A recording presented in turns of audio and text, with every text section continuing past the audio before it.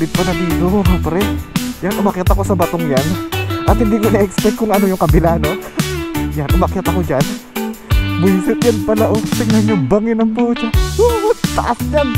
Pag nalaglag ka, the end na. Natin sisimulan yung ating vlog mga pre. Nasa Pinilya tayo ngayon. So papunta tayo ng Real. So currently, hindi ko makita yung oras. Time check, nasa 8 o'clock na. So itong daan natin babaybayin natin mga pre. So magmamabitak tayo. Tapos kakaliwa tayo doon. Doon papunta Real. At dadaanan naman natin yung mga windmill, ayan. At nagbabadya yung panahon banda doon sa pupuntahan natin. So hopefully sana hindi umulan. Or umulan man, hindi malakas. At first thing first yan pre. Hindi pa tayo kumakain na nga pre. At yun, nasa Mabitak, Quezon na tayo. Ay, Quezon, Laguna pala. Yung palaging stopan natin, eatery Toyo Mansi. Sarap na sarap.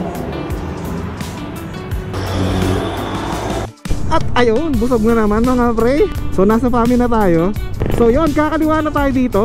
Yan, so may dating Red Horse. Wala na pala yung Red Horse. Totoo nga yung sabi ng kasama ko sa trabaho. Yun, stante na lang.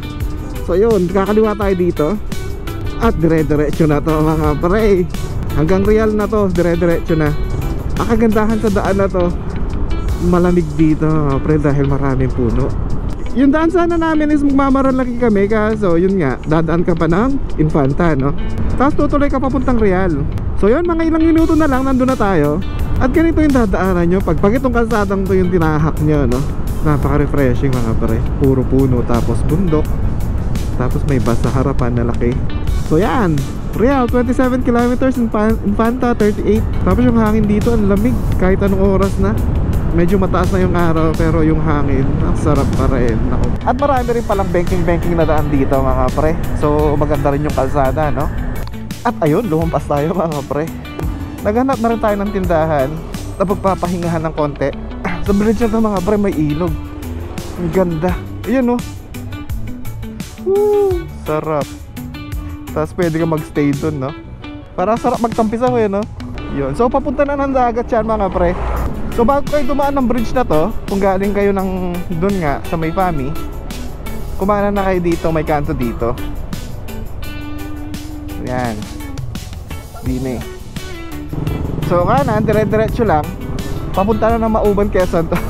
Pero tingnan natin kung ano. Tingnan natin yung kondisyon ng kalsada kung okay na dito. So yan, usog lang ng konti, dagat na to. At meron tayong nakitang spot dito na pwede pang isdaan, no? Pero ewan ko lang kung makakahuli tayo ngayon eh. Anong oras na ba? Alas 10:30 na. Alam ko, ginagawa pa sa dulo. Pag nagawa yan, bagus mo na is Mauban, Quezon. Ang ganda sana kung gawa na. Parang pwede siyang ano eh, alternative road papuntang ano, Dagupan. Abutan Bicol. Paninap Beach Camp. Yan, dito pala yun. Paninap means dream. Yan, marami ng beach resort dito. So kung balak nyong mag camping sa may beach side, yan, marami na dito. At yung kalsada, solid pa rin, ang ganda. Puro mga banking, pero wala naman lubak. At nakikita ko na yung dagat mga pre, yung horizon. Woo! You know. Saan ka pa? Napakaganda. At yun, diretso pa natin mga pre. Ang dami na palang beach resort dito, tsaka mga falls, no? Sa Barangay Malapad to. Oh, ang dami ng tao. Kaso yung mga ibang part mabato talaga. Ngayon lang kami pumunta dito sa may part na to. So ang dami na rin palang ano, mga establishments. Nakala namin eh, ano na, yung kawalan na. Hindi pala.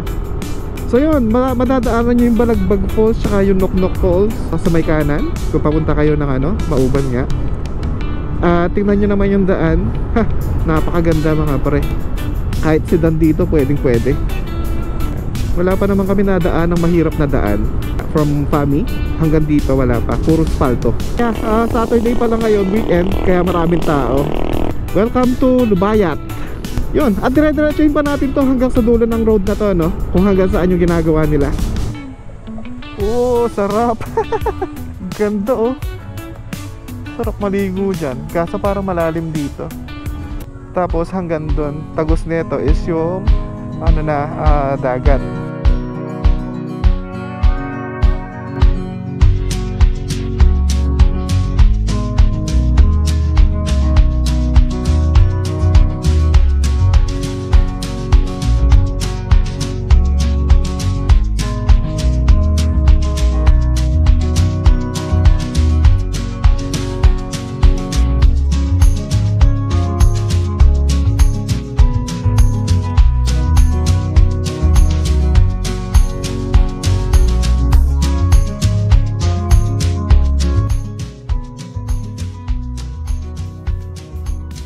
Ang ganda dito mga pre. Grabe oh. Yung lalo na yung banda doon. Ayun, dire-diretso pa rin tayo mga pre. May mga seaweeds dito sa kalsada. Hindi ko alam kung gagawin nila dyan. Binibenta kaya nila yan? Kaso dahan-dahan kayo mga pre pag dumadaan kayo dito. Pag naapakan nyo yun, madulas yun. Yun. Welcome to Real mga pre. Yan, Real. Siguro mga 20 minutes to 30 minutes na kami bumabaybay sa kalsadang to. At mahaba-haba na rin pala. At grabe, ang ganda ng kalsada. Wala pang mga bako-bako. Kasi naman wala nang masyado nagdadaan dito, no? Ayun, at may nakikita na kaming ginagawang kalsada doon paakyat mga pre. Okay, so ginagawa na siya dito. Anong nakalagay? Mauban Tignuan Road. Mauban Tignuan Road. So tignan natin hanggang saan siya passable. Look at that. Woo! Look at that view mga pre. View ng Pacific Ocean, napakaganda. Grabe. So yun, ginagawa na yung kalsada doon. Tapos meron ditong ilog. Hindi ko lang alam kung passable siya. So tingnan natin. Ibang iba pag sa tunay na buhay, no? Compare mo sa camera. Grabe, ang ganda. Blue na blue yung karagatan. Anyway, yun, may dumaan na nakamotor. Ayan, may sasakyan din. So tingnan natin. Kaso 4x4 to eh. So tingnan natin kung passable siya, no? Medyo rough road pa rin siya. So yung pinaka last na napanood ko nag-vlog nito is parang hanggang doon lang sa view yun. So may magandang view. Okay. Yan, tinabunan na nila yung yung ilog para pwede na mag-cross. At yan, napakatarik ng daan mga pre. So dahan-dahan kayo dito. Kung magbabala kayong suungin to. Kapit. Woo! Naku po. Wait lang. Grabe yung tarik na kalsada.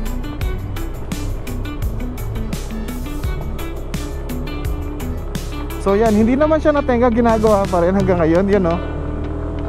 Currently ito yung development. Ang ganda sa likod.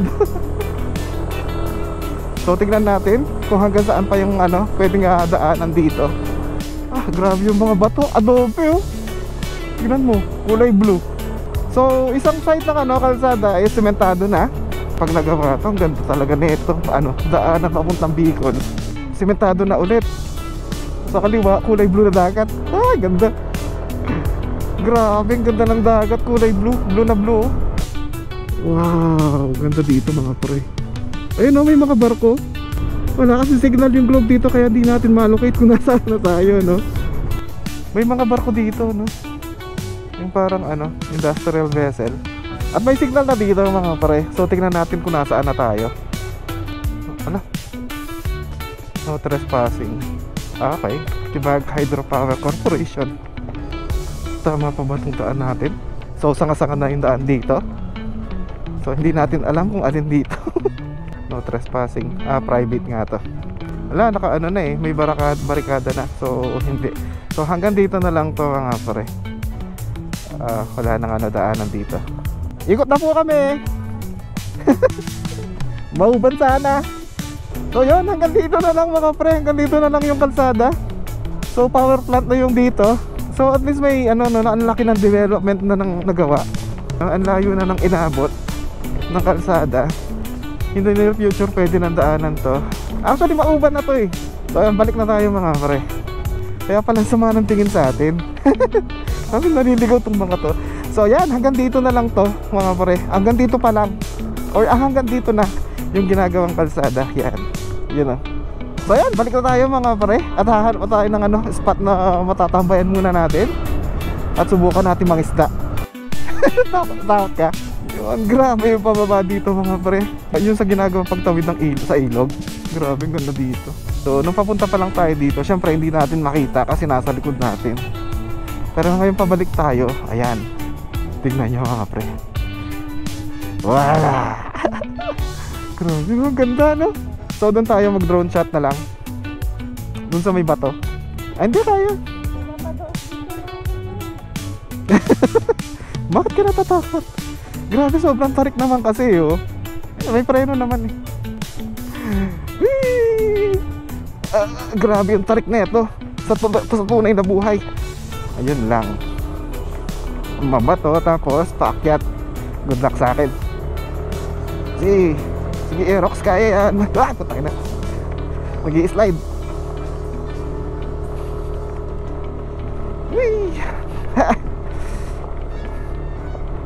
Nice. Tumutunog na yung panggilid natin.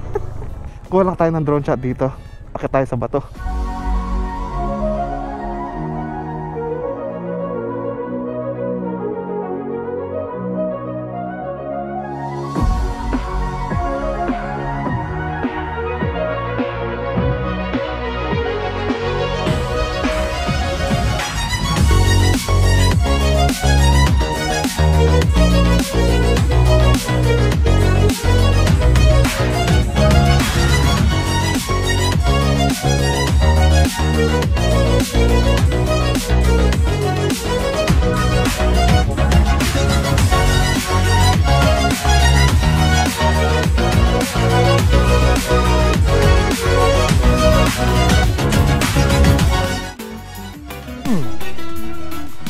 Solid pala dito mga pre. Yan, umakyat ako sa batong yan at hindi ko na-expect kung ano yung kabila, no? Tignan natin ha. Tignan nyo. Yan, umakyat ako dyan. Tapos buisit yan pala oh. Tignan nyo, bangin ang pucha. Taas yan. Pag nalaglag ka, the end na. So yun, kung akit kayo sa batong to mga pre, dahan-dahan lang kayo. Yan, be cautious. Dahil bato yung babagsakan nyo at napakalalim. Pag natapos yung daan na to, papuntang Mauban, napakaganda ng view dadaanan nyo. Grabe. Isa sa mga marirecommend ko na puntahan nyo. Pwede with the family. At kung nakamotor naman kayo, subukan yung baybayin to mga pre. Napakaganda. Promise. At balik na tayo sa Real Quezon mga pre. Real sign mga pre. Pero parang ganyan din yung view dun eh, no? Nung nasa kabilang kalsada tayo, hindi natin nakita yung view na to. Napakaganda syempre. Yun, real mga pre. At yun, let's stop over tayo sa Malapad mga pre. Yun, at susubukan natin mapingwit dito. At nandito tayo sa Malapad. Yan, I love Malapad. At doon tayo banda. Subukan natin mamingwit mga pre. Sana may makuha tayong pang-lunch, no? Pwede rin tayo maligo doon mga pre. Tapos yung problema, paano tayo magbabandaw? And like, yan, pagkatapos sa dagat. Pacific Ocean. Yun, puro bato. Ayos. So sana may mahuli tayo kahit butete lang. Agis na tayo mga pre. Mahuli ka para may pagkain tayo.